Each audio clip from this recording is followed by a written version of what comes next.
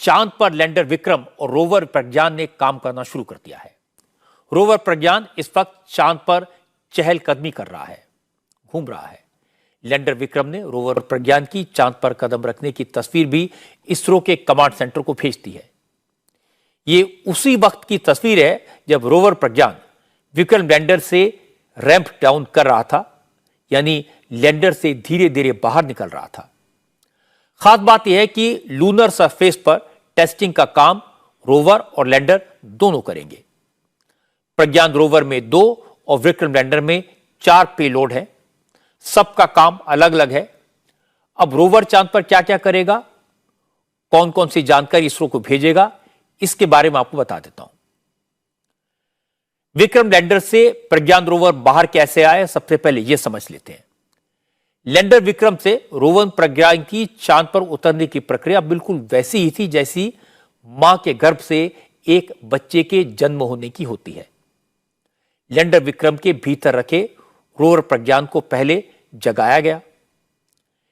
इसके रोवर को लैंडर के एम्बिलिकल कॉर्ड से बांधा गया था। एम्बिलिकल कॉर्ड से बांधने का काम इसलिए किया गया था कि जब रोवर लैंडर से बाहर आए तो रैंप पर बहुत तेजी से नीचे की तरफ फिसल ना जाए, उसकी स्पीड कंट्रोल में रहे।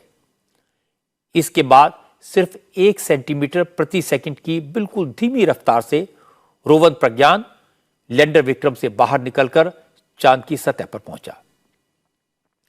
जब रोवर चांद की सतह पर उतर गया तो सूरज की रोशनी में रोवर प्रज्ञान के सोलर पैनल एक्टिव हो गए। रोवर की बैटरी चार्ज होने लगी और रोवर ने काम करना शुरू कर दिया। रोवर प्रज्ञान पर 2 पेलोड हैं। उसे 2 तरह के एक्सपेरिमेंट करने का असाइनमेंट दिया गया है। रोवर 2 तरह के प्रयोग करेगा। उसका बेसिक काम चांद के सरफेस का कंपोजिशन पता लगाना है। प्रज्ञान रोवर पर जो 2 पेलोड हैं, उसमें से पहले पेलोड का नाम है लेजर इंड्यूस्ड ब्रेकडाउन। इसके 2 मेन काम हैं। पहला यह कि यह चांद पर मौजूद केमिकल की मात्रा और उसकी क्वालिटी की जांच करेगा। दूसरा काम यह कि चांद के सतह पर खनिज की खोज करेगा। प्रज्ञान रोवर के दूसरे पेलोड का नाम है अल्फा पार्टिकल एक्स-रे स्पेक्ट्रोमीटर। यह स्पेक्ट्रोमीटर चांद पर एलिमेंट की स्टडी करेगा। मैग्नीशियम, एल्यूमिनियम, सिलिकॉन की खोज करेगा। यह भी पता लगाया कि चांद पर पोटेशियम, कैल्शियम, टिन, लोहे जैसे मिनरल्स हैं या नहीं। रोवर प्रज्ञान लैंडर विक्रम से मैक्सिमम 500 मीटर के दायरे में जाकर एक्सपेरिमेंट करेगा। इसके साथ साथ लैंडर विक्रम लैंडिंग साइट पर रहकर 3 तरह के एक्सपेरिमेंट करेगा। विक्रम लैंडर पर 3 पेलोड लगे हैं। पहले पेलोड का नाम है रंभा। यह चांद की सतह के नीचे मौजूद तत्वों का पता लगाएगा। यह जानकारी हासिल करेगा कि चांद का प्लाज्मा सॉलिड है, लिक्विड है या गैसियम फॉर्म में है। दूसरे पेलोड का नाम है चेस्टा। यह अगले 13 दिनों तक चांद पर तापमान की जांच करेगा, टेम्परेचर की जांच करेगा। सतह के आसपास मौजूद चार्ज पार्टिकल्स की जांच करेगा। लैंडर विक्रम पर लगे तीसरे पेलोड का नाम है इल्सा। इल्सा चांद पर हो रही सिस्मिक एक्टिविटीज का डेटा इकट्ठा करेगा।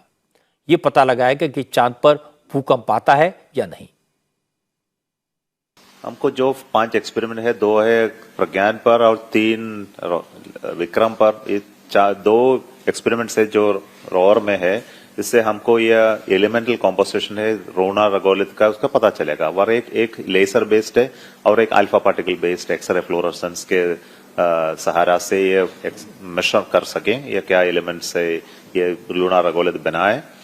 और 3 एक्सपेरिमेंट्स है लैंडर में, और एक लूना रगोलित का थर्मोफिजिकल प्रॉपर्टी मेजर करने का एक एक्सपेरिमेंट है, इसका नाम है चास्ते।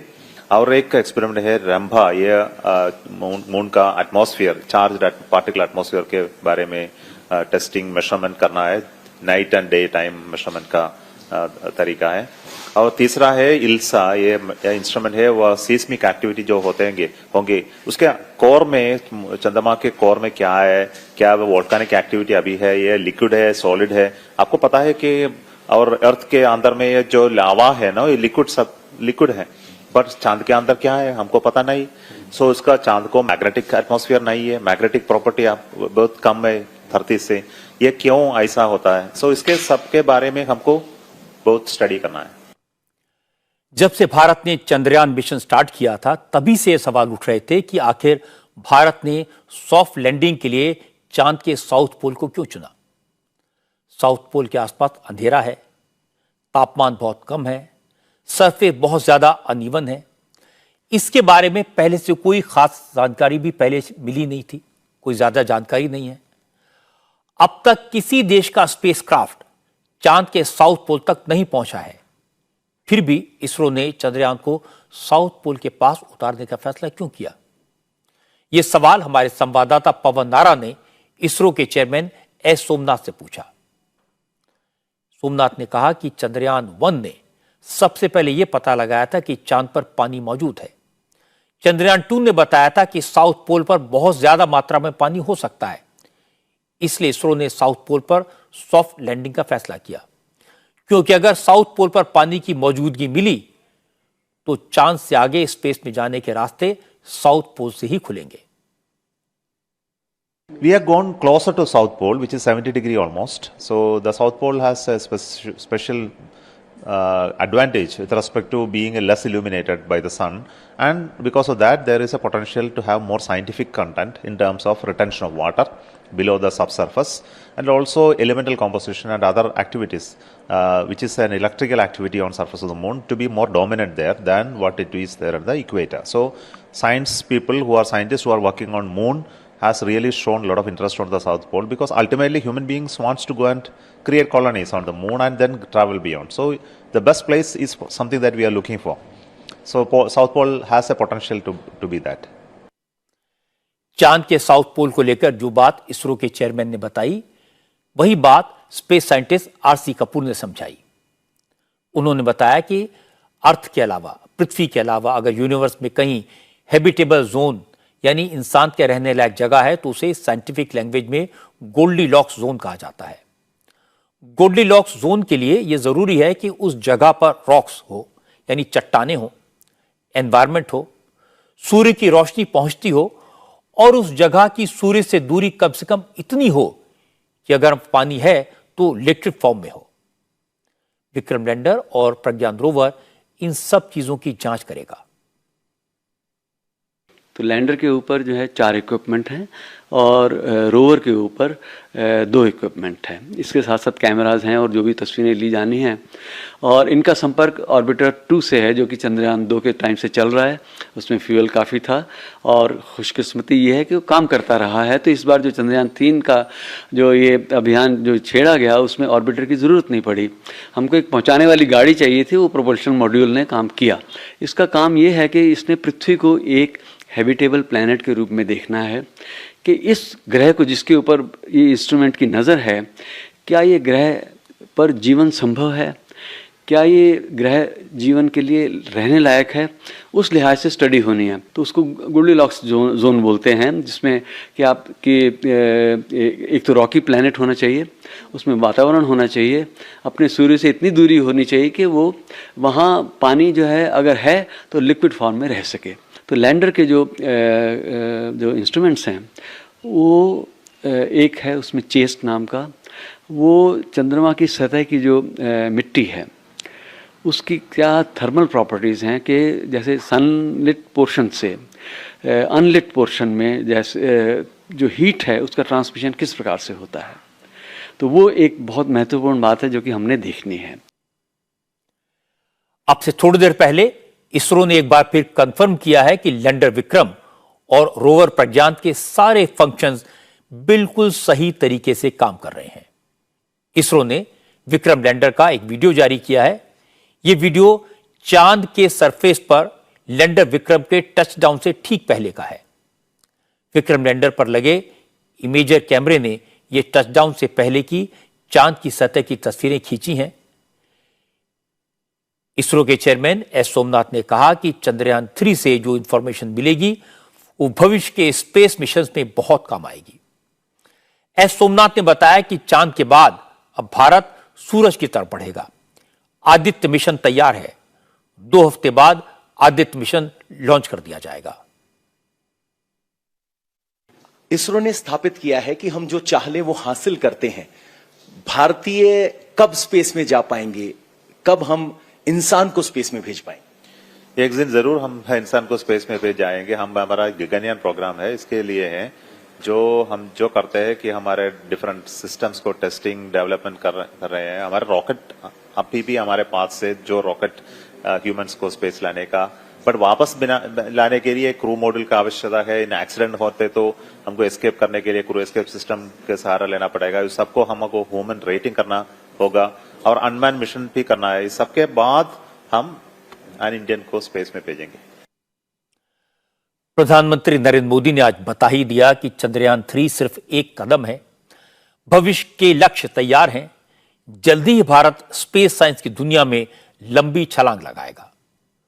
पता लगाए कि प्रधानमंत्री मोदी चंद्रयान 3 की सफलता पर वैज्ञानिकों को पर्सनली बधाई देने के लिए 26 अगस्त को बेंगलुरु के इसरो सेंटर में जाएंगे। नरेंद्र मोदी फिलहाल जोहान्सबर्ग में हैं। इसके बाद वो ग्रीस जाएंगे और ग्रीस से दिल्ली आने के बजाय सीधे बेंगलुरु में लैंड करेंगे। वहां इसरो के वैज्ञानिकों से मिलेंगे और इसके बाद दिल्ली आएंगे। आज जोहान्सबर्ग में ब्रिक्स समिट में चंद्रयान की सफलता का मुद्दा छाया रहा।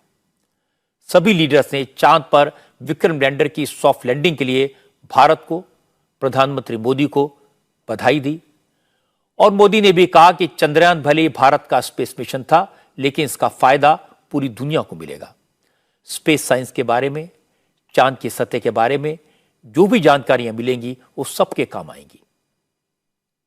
अभी मेरे मित्र रामाफोसा जी ने भारत के मून मिशन को लेकर के ढेरों बधाइयां दी और मैं यहां कल से अनुभव कर रहा हूं, हर किसी से बधाइयां मिल रही हैं और दुनिया भर में भी इस सफलता को एक देश की सीमित सफलता के रूप में नहीं, लेकिन पूरी मानव जात की एक महत्वपूर्ण सफलता के रूप में स्वीकार किया जा रहा है। ये हम सभी लोगों के लिए अत्यंत गर्व का विषय है और भारत के वैज्ञानिकों को पूरे विश्व की तरफ से अभिनंदन का अवसर है। फ्रेंड्स, कल शाम भारत के चंद्रयान ने चांद के दक्षिण ध्रुव पर सॉफ्ट लैंडिंग की। ये केवल भारत के लिए ही नहीं, बल्कि पूरे विश्व के वैज्ञानिक समुदाय के लिए एक बहुत बड़ी उपलब्धि है। नरेंद्र मोदी के इसी अंदाज ने उन्हें वर्ल्ड लीडर बनाया है। वो दुनिया के किसी भी वैश्विक मंच पर हो, किसी भी वर्ल्ड स्टेज पर हो, ये बताने से नहीं चूकते कि भारत ही दुनिया को रास्ता दिखा सकता है। भारत ही विश्व बंधुत्व का, दुनिया से भाईचारे का भाव रखता है। वैसे उनकी ये बात सही है कि चंद्रयान 3 की सफलता का फायदा पूरी दुनिया को होगा। ये बात सब जानते हैं। भले अमेरिका ने 1969 में चांद पर कदम रख लिया था, एस्ट्रोनॉट को चांद पर पहुंचा दिया था, लेकिन चांद पर पानी मौजूद है, इसकी जानकारी दुनिया को सबसे पहले हमारे चंद्रयान 1 ने ही दी थी। अब विक्रम लैंडर और रोवर प्रज्ञान ये पता लगाएंगे कि चांद पर पानी है तो कितनी तादाद में है। चांद पर हीलियम 3, प्लेटिनम, फ्लोडियम, रेडियम जैसे तत्व और खनिज के बड़े भंडार हो सकते हैं।